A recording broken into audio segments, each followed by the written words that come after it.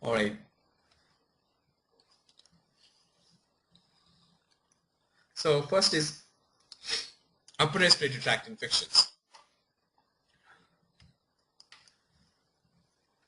Allergic rhinitis. So the way allergic rhinitis presents is, it's also known as hay fever. The onset is around less than 30 years of age.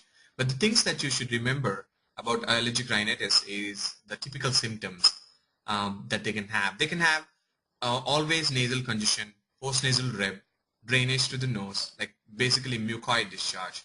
So stuffiness, nasal stuffiness is the most important symptom they always have.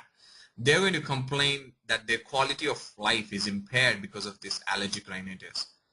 This is very common, especially here in America. So the main things are, try to understand the way they're presenting. They're presenting. You can think that allergic rhinitis comes only during certain seasons. It's possible. There is a seasonal allergic rhinitis, but there is also a type of allergic rhinitis that is present throughout the year. So you got to get the correct diagnosis. And how do we get that? There are specific symptoms such as sneezing, rhinorrhea. The most important things are nasal congestion and stuffiness that they're going to experience. But they also will have some itching in the eyes, that can be related to allergies itself, itching in the eyes and the nose as well as in the throat. When you look at the signs, when you start looking at the physical examination finding, the most important finding you're going to focus on is pale blue and boggy mucosa. That is very characteristic, because if it's red, you're looking at an infectious rhinitis.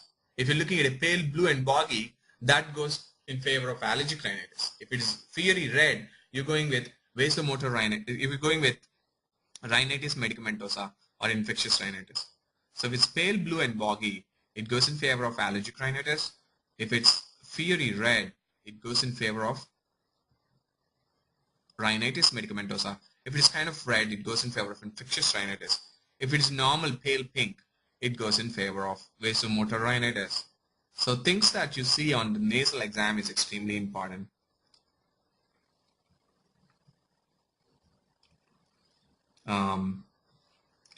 The next one.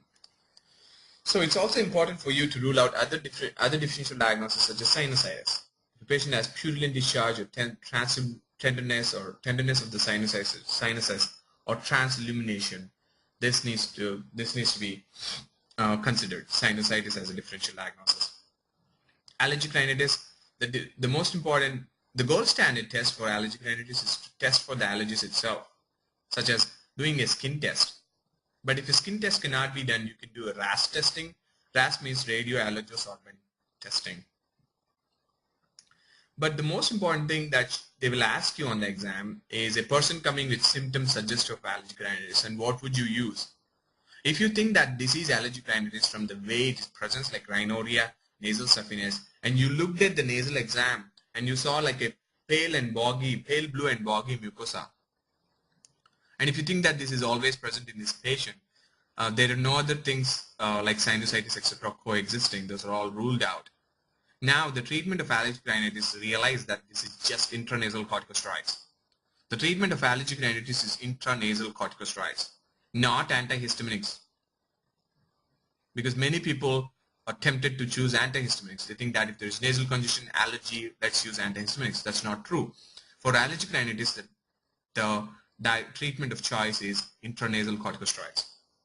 They're the drug of choice. They have compared in this test, like they have done studies over that, and they saw that they compared antihistaminics with nasal corticosteroids. So most of the studies showed that nasal corticosteroids are very, very helpful in allergic rhinitis and improve the quality of life. So that would be your first choice. Look at this case study. You're treating a 18-year-old white male college freshman for allergic rhinitis. They gave away the diagnosis. It's rare that you'll have the diagnosis. They might give you symptoms alone, like rhinorrhea, and they'll give you that they did a physical exam, and the physical exam will be pale, boggy, blue mucosa. So what is your next step? They'll ask you. They gave you antihistaminics, decongestant, cromolyn, sodium, glucocorticoids. Answer is glucocorticoids, because that is a drug of choice. So if you know, most important thing is